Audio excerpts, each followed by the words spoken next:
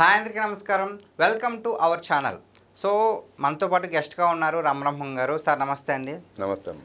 Sir నాకు ఒక చిన్న డౌట్ ఉంది. ఒక వార్త బాగా హల్చల్ అవుతుంది. జగన్మోహన్ రెడ్డి గారు తన ఎమ్మెల్యే పదవికి రాజీనామా చేస్తున్నట్టుగా ఒక వార్త అయితే బయటకు వచ్చింది. అది ఒకవేళ నిజమా కాదా? నిజమైతే ఎందుకు రాజీనామా చేస్తున్నారు? జగన్మోహన్ రెడ్డి గారు కుర్తుల పడేలా కొట్టుకుంటున్నాడు ప్రస్తుతం. ఆయనకి రాజకీయాలు ఏం పాలుబాట్ల, ఏం చేయాలో అర్థం కావట్లా. 2 రోజులు ఆంధ్రప్రదేశ్లో చావులకి పెళ్ళిళ్ళకి తిరుగుతున్నాడు, మిగతా 5 రోజులు ఎలంక ప్యాలెన్స్లో కూర్చొని కాలక్షేపం చేస్తున్నాడు. ఆయన ఉద్దేశం ఏంటంటే ఇప్పుడు అసెంబ్లీకి వెళ్ళే పరిస్థితి లేదు, అసెంబ్లీకి వెళ్ళకపోతే అనర్హత వేట పడుతుంది. కొన్ని మిగతా ఎమ్మెల్యేలు మళ్ళీ దొంగ సంతకాలు పెట్టే పరిస్థితి కూడా కనపడట్లా. అక్కడికి వస్తే సీసీ కెమెరాలు జనాలు చెప్తారు, తెలిసిపోతుంది. ఏం చేయలేని పరిస్థితుల్లో అసెంబ్లీకి రాజీనామా చేసి పార్లమెంట్కి వెళ్దామన్న ఉద్దేశం ఆయనకు ఉంది. ఓకే, పార్లమెంట్కి ఎందుకు వెళ్తున్నాడంటే ఆ ఉద్దేశం కూడా ఎందుకు వచ్చి ఉంటుందంటే విజయసాయి రెడ్డి గారు రాజీనామా చేశాడు. ఇంతకుముందు ఆయనే ఈయన పనులను చక్కబెట్టేవాడు ఢిల్లీలో. ఇప్పుడు ఆ పరిస్థితి లేదు. 4 ఎంపీలు ఉన్నారు ఆయన దగ్గర, అవినాష్ రెడ్డి, మిథున్ రెడ్డి, ఇంకొక 2. ఆ 4గురిలో 3 పార్టీ మారే ప్లాన్లో ఉన్నారని వార్తలు హల్చల్ చేస్తాను.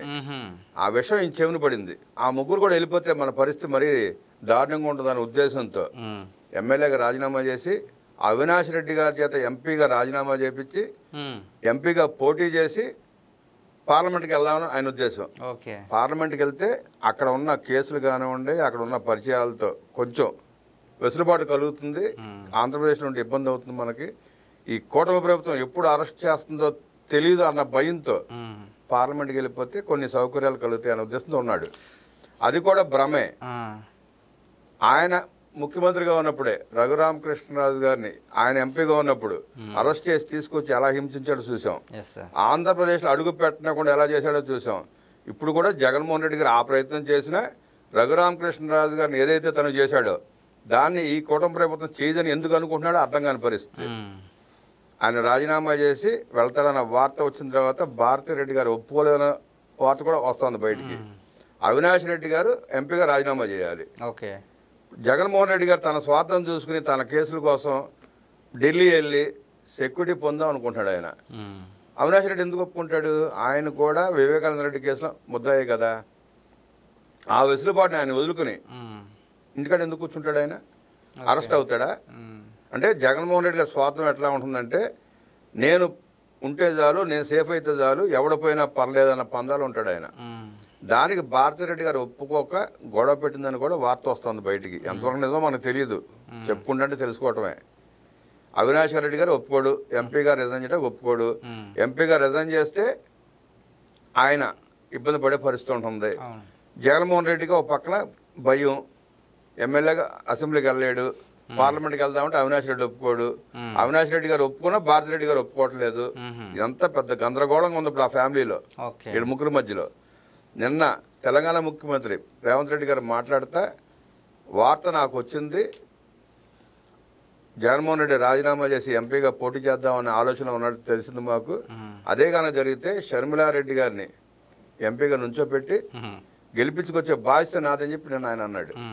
ఆయన ఆ మాట అన్నాడంటే ముఖ్యమంత్రి స్థాయిలో ఆయన అన్నాడంటే ఎంతో కొంత నిజం లేకుండా ఆయన మాట్లాడు.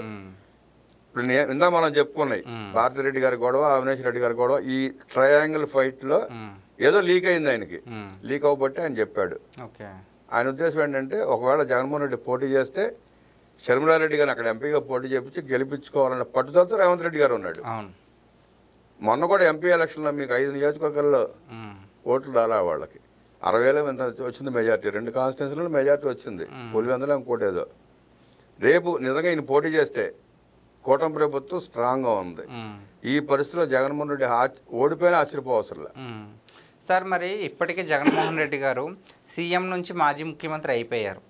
సో ఇప్పుడు కూడా ఉన్న ఎమ్మెల్యే దానికి కూడా రాజీనామా చేస్తే మరి రిస్క్లో పడినట్టే కదా సార్? మరి రిస్కే. కాకపోతే ఏంటంటే ఎట్లా కూడా గెలుస్తాం, ఆ నియోజకవర్గంలో గెలిచే అవకాశం ఉంది. గెలిస్తే సేఫ్ ప్లేస్కి వెళ్ళిపోవచ్చు. ఢిల్లీ వెళ్ళిపోతే పాత పరిచయాలు ఉపయోగించుకుని అరెస్టులు కాకుండా ఈ కేసులను అట్టా ఇంకా కొనసాగిద్దామని చూస్తున్నాడు ఆయన. అవి పీక మీద కత్తిలాగా సిబిఐ కేసులు మొదలవబోతున్నాయి. ఆయన కోర్టులో రాక తప్పదు, విచారణ ఎదుర్కోక తప్పదు, ఏదో కేసు శిక్ష పడక తప్పదు. ఇప్పుడు అన్ని తప్పించుకోవడానికి ఢిల్లీ వెళ్ళే ప్రయత్నం చేస్తున్నాడు ఆయన. ఓకే, మరి ఇక్కడ అవినాష్ రెడ్డి గారు ఎందుకు ఊరుకుంటాడు? ఇప్పుడు ఈయన తప్పించుకుని కేసులు తప్పించుకుని ఈయన బయట కూర్చుంటే అవినాష్ రెడ్డి గారు రాజీనామా చేసి ఎంపీగా ఆయన ఇరుక్కుంటాడా? ఇరుక్కునే పరిస్థితి ఉండదు కదా. ఎంతో కొంత వాస్తవంగా ఆ పులివెందుల నియోజకవర్గంలో భాస్కర్ రెడ్డి గారికి అవినాష్ రెడ్డి గారికి ఉన్న పట్టు జగన్మోహన్ రెడ్డికి లేదు. ప్రజల్లో కానీ ఓటర్లో కానీ వాళ్ళని చూసి ఓట్లు వేయడం తప్ప జగన్మోహన్ రెడ్డి గారికి అక్కడ ఫేస్ వాల్యూ లేదు. అంతకుముందు రాజశేఖర రెడ్డి గారు ఉన్నప్పుడు కూడా భాస్కర్ రెడ్డి గారు గెలిపించుకోవడం తప్ప ఈయన చేసిన రాజకీయం ఏమీ లేదు. కాకపోతే రాజశేఖర రెడ్డి కంటే జగన్మోహన్ రెడ్డి కంటే వివేకానంద రెడ్డి గారికి ఎంతో కొంత ఇన్ఫ్లుయెన్స్ ఉంది అక్కడ. వాళ్ళతో డి అంటే డి అనుకునేవాళ్ళు. వివేకానంద రెడ్డి భాస్కర్ రెడ్డి మధ్యలో డి అంటే రాజకీయం నడిచేది. రెండు వర్గాలు ఉండేవి. వాళ్ళిద్దరు వర్గాలను పోషించుకున్నారు తప్ప రాజశేఖర రెడ్డిది ఏమీ లేదు, జగన్మోహన్ రెడ్డిది ఏమీ లేదు.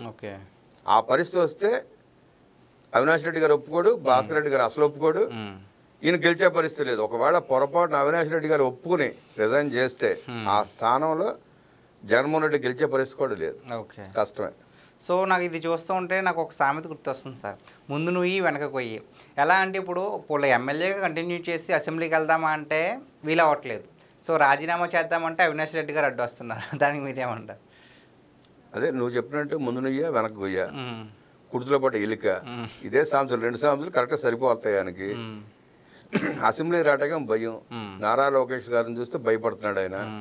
ఆయన వేసే ప్రశ్నలు సమాధానం చెప్పలేని పరిస్థితి. సుమారుగా 20 లక్షల కోట్ల రూపాయల అవినీతి, 12 లక్షల కోట్ల రూపాయల అప్పులు, 30 లక్షల కోట్ల రూపాయలు ఈయన సమాధానం చెప్పాలి. ఇప్పుడు అంతకన్నా ముందు ఏంటంటే అక్కడ ఎదురుగుండా కూర్చున్నదేమో రఘురామ కృష్ణరాజు గారు, అదొక భయం. అది దానివల్ల కూడా రావట్లేదు. అయ్యన్న పాత్రుడు గారిని చూసినా భయమే, రఘురామ కృష్ణరాజు గారిని చూసినా భయమే, నారా లోకేష్ గారిని చూసినా భయమే. చంద్రబాబు నాయుడు గారు పెద్ద మనిషి తరహాగా పోలేని ఊరుకున్నా వీళ్ళు ముగ్గురు ఊరుకునే పరిస్థితి లేదు అక్కడ.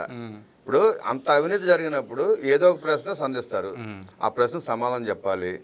ఆయన వల్ల కాదు, ఆ పారిపోవడానికే నాకు ప్రతిపక్ష నేత హోదా కావాలంటున్నాడు. ప్రతిపక్ష నేత హోదా లేకపోయినా ఒక ఎమ్మెల్యేగా వచ్చి ప్రశ్నించవచ్చు, చక్కగా సమాధానం రాబట్టుకోవచ్చు. నువ్వు నిజంగా అవినీతి చేయకపోతే ధైర్యంగా వచ్చి కూర్చుని వాళ్ళు అడిగే ప్రశ్న సమాధానం చెప్పొచ్చు, ప్రభుత్వాన్ని నిలదీయొచ్చు. అంతే కదా. మరి రాకుండా పారిపోతున్నాయంటే నువ్వు దోసుకుంది కరెక్ట్ అనే కదా. ఈ కేసులన్నీ మెడ చుట్టుకుంటాని. ఇప్పుడు అరెస్ట్ అయిన వాళ్ళకి ఎవరికి బెయిల్ రావట్లా. ఇప్పుడు అంతకుముందు కూడా అరెస్టులు జరిగినాయి. బెయిల్ ఎందుకు వచ్చినాయి? ఆ కేసులు లేవు కాబట్టి, కేసులో పట్టు లేదు కాబట్టి, సాక్ష్యాలు లేవు కాబట్టి అచ్చెన్నాయుడు గారు కానీ, కొల్లు రవీంద్ర గారు కానీ, దేవినేని ఉమా గారిని కానీ ఎవరైనా కానీ కోర్టులో వదిలేసినాయి కదా, సాక్ష్యాధారం లేకే కదా.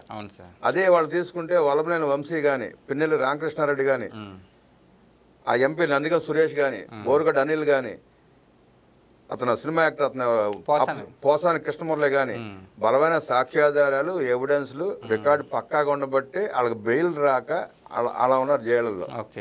రేపు తను కూడా అరెస్ట్ అయితే పక్కాగా ఆధారాలు ఉన్నాయి, అందరూ అరెస్ట్ అవుతారు. అరెస్ట్ కాకుండా ఎవరు తప్పించుకోలేరు. అరెస్ట్ అయితే బెయిల్ వచ్చే పరిస్థితి లేదు. అందుకే ఇక్కడ మొహం చూపించుకోలేక, మొహం ఎత్తుకోలేక, ఎదుర్కోలేక ఢిల్లీ వెళ్ళిపోతే కనీసం పాత పరిచయాలను వాడుకుందాం అనుకుంటున్నాడు. ఇటు కాంగ్రెస్కి వెళ్దామంటే షర్మిల, అటు బీజేపీలోకి వెళ్దామంటే విజయసాయి రెడ్డి గారు పిల్లర్లాగా నుంచున్నారు అక్కడ అడ్డం. ఈయనకి ఆ పిల్లర్ని దాటుకునే పరిస్థితి లేదు. ఏం చేయాలో అర్థం కాని పరిస్థితి.